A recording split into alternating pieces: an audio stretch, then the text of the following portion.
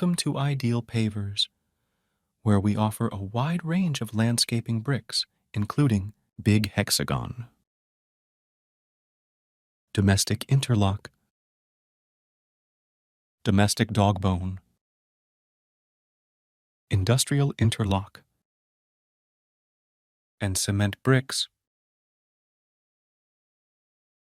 For more info, contact us on our numbers provided or visit our offices today.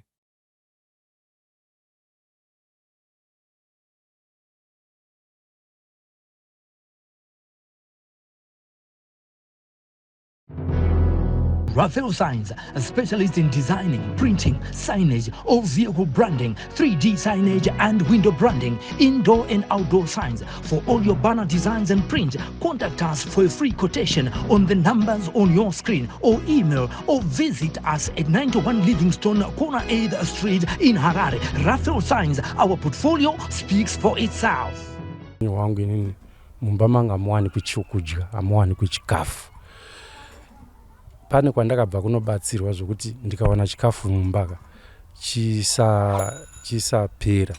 Izvozvi zvandisati ndazviona because handisati ndawana chikafu mumba macho. Right, izvozvi ndiri kuona ndatoudza vamwe vandaudza paRunhare. Ndaona zimuswe marimwe zuro apapa. Ndakagara ndowanzogara pachibhaketi panenge pane light. Mumba macho mese handina zvandinoona except ndatolighta kudai. Saka ndakagara pachibhaketi ndakatarisa padoor palight panze apa. Ndangoona zimuswe rakakrosa kudai. Ndichibva ndamhanya panze panenge pane light rezuva. Ndichida kuona kuti ikiitire chii because kiti kungosvika kuma8 mimi dei kuri kuti mosvikirwa kuma8 muri panapa. Dzinozara pamusoro asi ndoshaya kuti dzinenge dzichibvepi, dzinochema nemazishiri pamusoro pemarata ipapa. Imi pandanga ndichitaura nemi kuti ndanzwa dzungwa ndika. Ndafungidzira paya pamafona makutosvika kwaGombiro. Pamazondudza kuti mota yafa. Ini ndabva ndadzwa dzungu zvokuti ndasvika pakugwadama kudaiwo. Dzungu randatadza kunzwisisa about 5 minutes. Ndasvika kumba kuno ndakusweta. Ndisvika mumba mundigara. Ndanzwa kuchema kwedzetse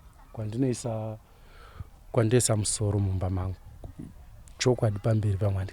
Ino ndingoramba ndichingonzwa zvinhu zvinoshamisa kudai. Kuchema kwedzetse mumba. Saka nhau iri kuita kuti inini ndidini, handina munhu wandakatadzira muupenyu.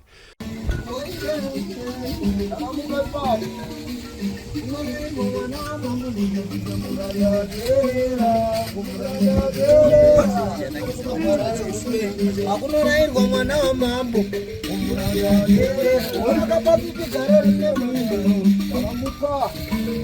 ikati baba zarajo yakebhurira vanorata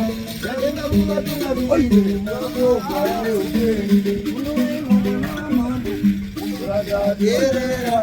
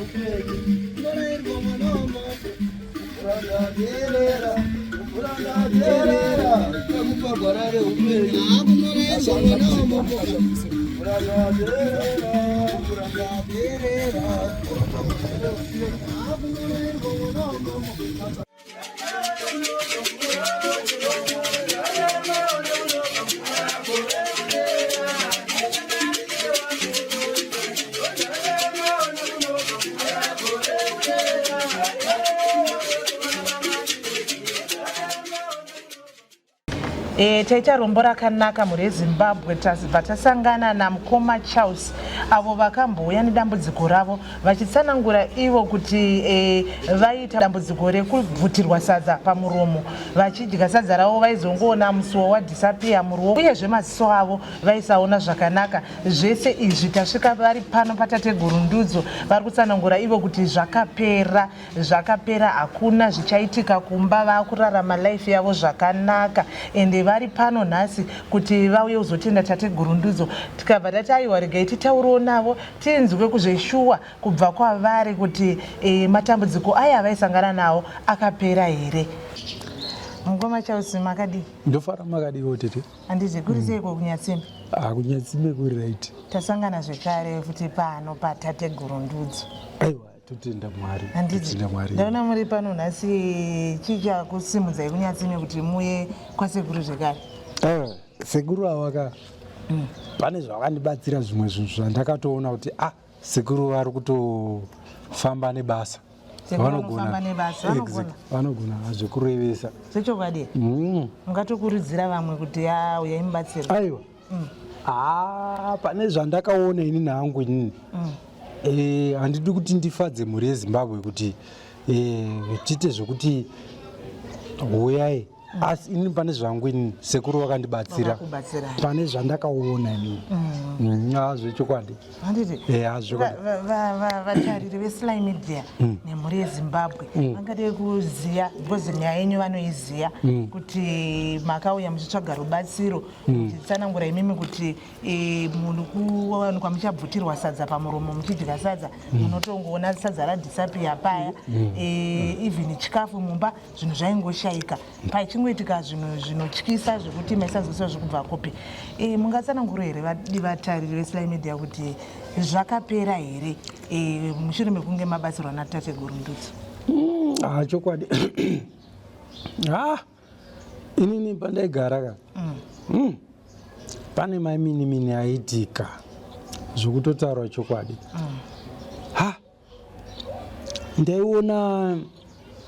Ndaigona kuti ndakagara zvangu pamwe ndisina kufamba-famba zvangu kwandaenda kunofamba zvangu, ndoona kana kuti kiti dzakawanda chadzingouya padheni, kungouya dzakawanda kiti, ndotongovhunduka kuti kiti iri 1 chaichai, unoona dziri 5 dzichiuya dzakadai dzichiita kunge dzakatoita karaini unge masikati vachena dzodei pamba pandiri kugara handiti maona mani. Kwozoita kuti right ndavhara zvangu semunhu asinganyatsi kuona zvakanaka, ndavhara hangu dhoo rangu zvekuti senguva dzakadai kuma5 ndakuvhara dhoo, ndinoda kutyira kuti handichanyatsi kuona. Pane zvinokambaira kana zvofamba zvogona kudi kuitika usiku, kungodai kumapasi 7 kuti nzwa pamusoro pemarata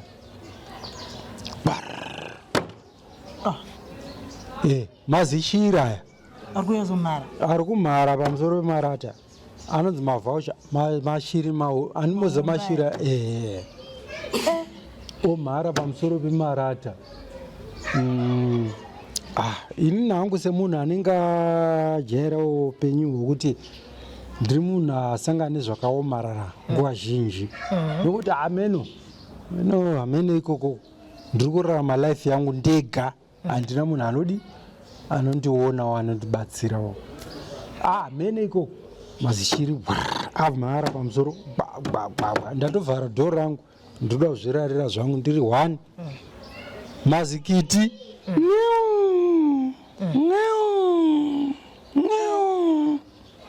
pamba kuseri kwemba, kuseri kwangu kwandakazovhara rodhi yaipfuura nevanhu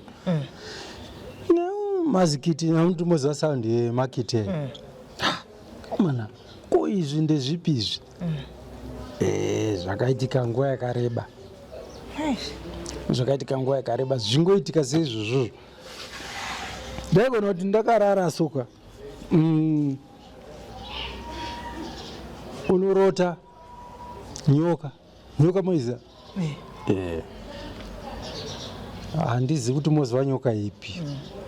Makamboona nyoka ichifamba nemuswe ichidzoka? Nyoka inofamba nekumberi handika, yaifamba nemuswe so ichipinda nepasi pedhoo, ichipinda nekumuswe uko, ichipinda nekumuswe. Nyoka ichipinda nekumuswe kudai, yapinda nekumuswe kuti uzoziva kuti yaenda papi hauchazivi. Pamwe unenge watobatirwa nehope, wabatirwa nehope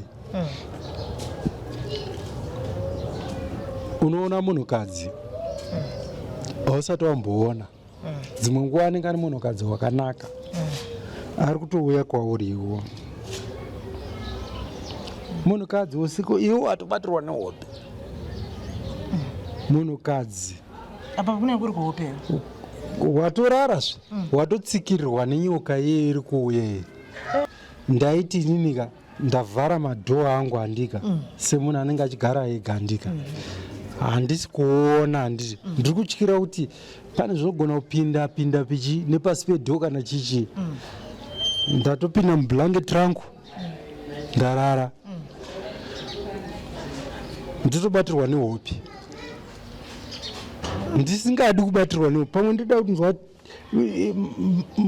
ndine kachiredhiyo kangu katoronzwa mapurogiramu handiti, ndoda kunzwa kuti purogiramu iyi nhasi kwakamira sei handika, hope dhwa.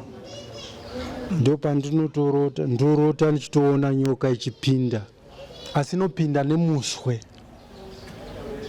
Andibaona mani, yopinda nemuswe, yapinda handichazivi kuti zvafamba sei. Ndozoona munhukadzi kuhope uko, munhukadzi ende munhukadzi iye anenge akanaka zvokurevesa, zvokutotaura chokwadi. Munhukadzi anenge aida kurara nemi. Exactly. Mutorara ndo chokwadi, ndotorara nemunhukadzi iya. Ubva abuda oenda mangwanani, asi mamusingamuzivi. Handizivi, zvinhu zvaitoitika nguva yakareba, kwete kuti zvokutorana nemunhukadzi izvi ndezvenguva yakareba zvokuti padhoo panopinda nyoka handika, ndozoona munhukadzi. Zvinhu zvaitongoitika nguva yakareba. Ndasina basa nevanhukadzini, wokunze uko mamusi handina basa, ndikaona handina kana mafeelings nevanhu. Mamune wenyu uya anouya manheru. Exactly. Ubva atongopedza. Exactly. Saka zvakaitika nguva yakareba. Saka alright, mukoma Charles, saka zvichiri kuitika here? Takaona sekundudzo vachiuya vachiita zvavakaita kumba kwenyu muchibatsirwa, zvichiri kuitika here? Mukadzi uyu achiri kuuya here? Nyoka ichiri kuuya here mumba? Ndisati ndapindura ipapo, pane zvimwe zvaitika futi. Okay, taurai izvi, taurai. Right. Ndaiti ndikawana kana kuti ka 5 kg keupfu, 5 kg munhu 1, kana imi mutete 5 kg munopedza mazuva mangana? Ndiri 1. Ndaiti ndogona kuita maybe ainini handijesadza everyday kai, ndogona kutopedza ana 3 weeks. Ini 3 days ndodai upfu hwapera. 3 days ndakapedzera ndakuti munhu wokudza anokumbira upfu, anokumbira kuti nditaurire vanhu kuti no, ndo zvandiri kutsanga, upfu hwangu hausi kudii. Hapana mbavha dzaipinda here pamba? Hapana. Maizongona upfu hwakamuka? Upfu hwatopera. Ndine rimwe zuva randakati kwete 1 day ndabika usika handionizve, ndine katochi kangu kandakazobirwawo, zvakazoitika tei, ndakabirwa tochi endai ndichibika ndechitocha kuti ndiri kubika sadza riri papi, riri wakwata ndika. Ndapedza kubika ndapakura hangu sadza rangu ndakudya. Handi sadza unoti ukagora musuwa kudai, waudaiwo kuti musuwa unyatse paruoko hapasina chinhu. Inini handidi pamaiona izvimona muruoko hamusisina sadza ramatotimba imimi. Maita sei manjira? Aiwa tete, handiri kutaurira izvokunyeba ndautaura chokwadi. Ndoda chokwadi. Inini upenyu hwangu kubva kumashure uku ndakasangana nematambudziko akawanda zvokuti iri ndaitongoona sokuti meno because ndatongorarama upenyu hwekuti kumbovhunduka kuti handina kuvhunduka.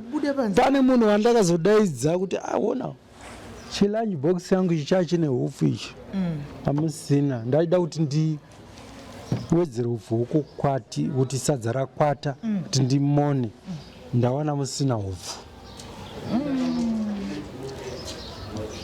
Inini upenyu hwangu zvandakasangana nazvo kumashure uku ndo zvakaita kuti ini ndisavhunduka.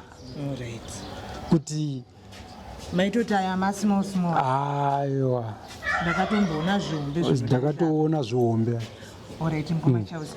Ngatichiendai kuti matambudziko ese amamukitaura. Mushure mekunge I think mukati kaverenga ma messages pakapostwa nyaya yenyu pano paSly Media. Vanhu vaitaura kuti tiri kuzoda kunzwa kuti dambudziko iri rapera here.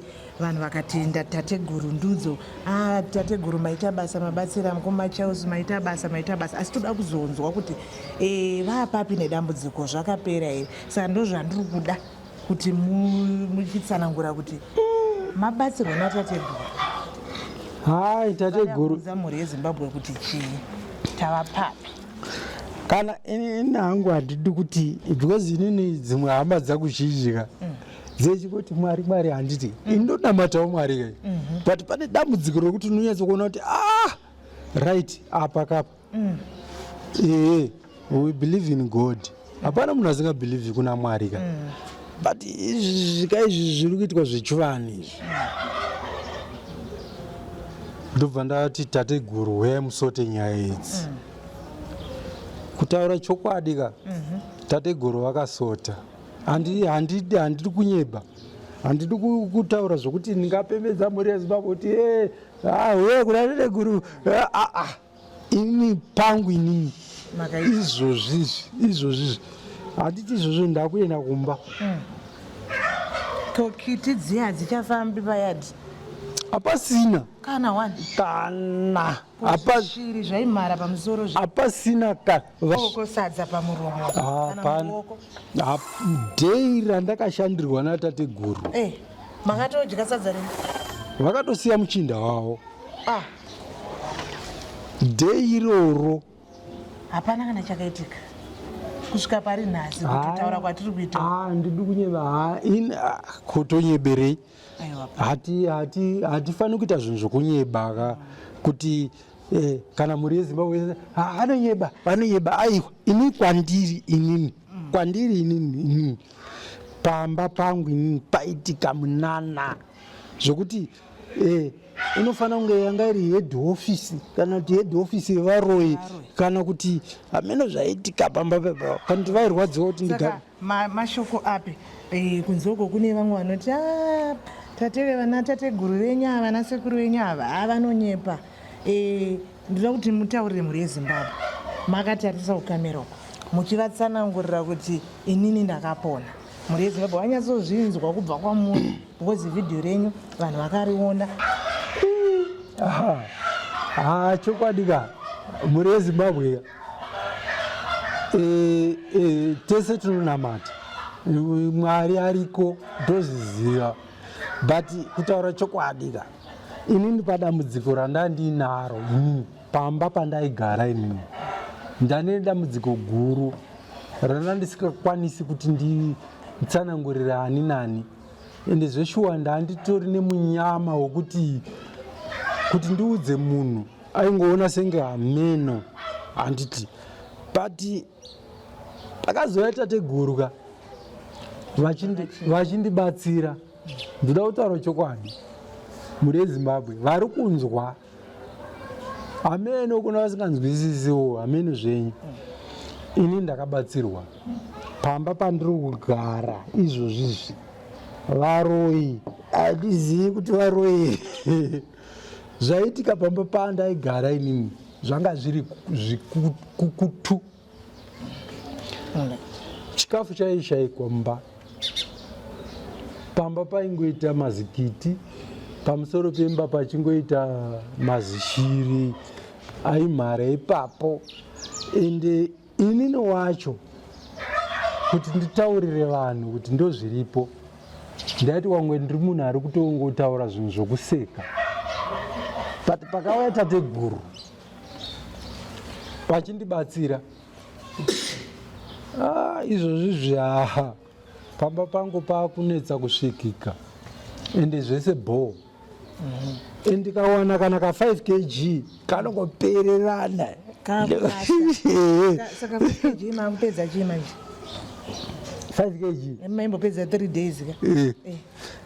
5 kg unotomborova kana kuti kana unotosvika kumatendi handipa nemaraisi chichiye unotombochovha. Kune vamwe vanhu vane matambudziko, vari kusangana nematambudziko akaita seramaisangana naro, mungade kuvati kudi? Muri yeZimbabwe handidi kunyeberai kuti ndikufadzei nenhema. Kana mukamboya kuna sekuru ka, inini hangu ndakabatsirwa zvechokwadi. Inini hangu ndakabatsirwa, ende pandiri kugara hapana kana problem. Inini ndakutotarisira kuti ende ndiri munhu asinganyatsi kuona zvekutaura chokwadi. Sekuru akatondipa mutombo, zukuru ita so, usakanganisa mutombo wako uyu wandakupa. Izvozvizvi kana mhuri yeZimbabwe, kana pane munhu anoda kuti iye andibatsire kuti andipe pake pekugara ndichiita zvinoenderana nesekuru vari kufamba neni, vari kundibatsira. Pamaigara apa ndepenyu here kana kuti hapasi pangu? Hapasi penyu. Ndaitochengeta. Aiwa, ndaitochengeta kufamba kubatsirwa kuyakwa. Uchifamba mukubatsirwa wonzi gara apa. Maifamba mukubatsirwa. Pane munhu aikubatsirai ndiye akakuisai pamberi? Aiwa, handizvoita kuti kana kuti wasangana nedambudziko, inzwa tete, wasangana nedambudziko andika, paunenge uchigara chaipo chapakwewo, ndanimbobva panapa, ndanimbodai, wobva wambonzi chimbogara apa, wofamba uchibatsirwa wako chinyadzaa. Ndepani apa pamurugara? Apa ndepevanhuwo vandozivana navo. Hadzisi hama? Hadzisi hama. Vangoriwo vanhu vamunoziva? Vangoriwo vanhu zvokuti vangogara hako uchengete but baye. Saka mauda upabva? Ndoda kutopa. Munotaura kuti mudai mawana pamwe pekuti mugare. Ndo mukana wachiri kuti mutaure nemhuri yeZimbabwe. Ndamuzwa kuti muchitaura zvebasa, kuti dai ndaona basa. Yes, chokwadi. Ndo mukana wacho. Ipapo mhuri yeZimbabwe ipapa ndo pandiri kutokumbirawo zvechokwadi. Basa chairo ndiri kurida. Maziso angu ari kuita achivhurika. Sekuru vari kushanda neni, zvinhu zviri kuita zvakanaka, zvokuti izvozvi nguva yatiri izvozvi nditoona kuti imba iri apo zvakamira so. Saka ndasikazvioni zvezvizvi. Saka ndechikumbirawo mhuri yeZimbabwe kuti kana pane anokwanisa kundipawo basa, inini basa rese ndinoshanda, asi ndine maprofessional jobs angu, asi anodawo maziso anyeso. Sekuru vandibatsira sekufamba kwandiri kuita nazvo, asi for the meantime, for the professional job zvamunoita zvamati mune professional job inonzi tubing and wiring. Munoita tubing and wiring? Landscape munoita futi pneumatic and hydraulic. Ndine macertificate inspect. Ndino mabhazi ese, makombi ese vanobavesa, I'm an inspector. Ndiriko futi ndine mabasa ndine mareference acho macertificate acho nawo zvese ndinazvo but for the meantime zvinoenderana nemaonero sekuru vachidi vachifamba neni ndinoda kuti kana pane anokwanisa kuti ndishande naye for marketing ndinotengesa zvokuti kana ndikakutengesera izvinhu zvenyu mimi munogona kuti uyu ainditengesera ngaachibva ndotengesa zvese oro makohwa pabhizinesi